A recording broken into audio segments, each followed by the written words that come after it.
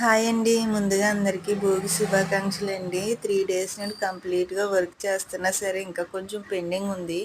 ఇది ఫినిష్ చేస్తే ఖాళీ అవుతానమాట. ఇప్పుడొచ్చి శారీ చూపిస్తున్నాను కదండీ! ఇది జార్జెట్ శారీ అండి. లాంగ్ ఫ్రాక్ స్టిచ్చింగ్ చేయాలి.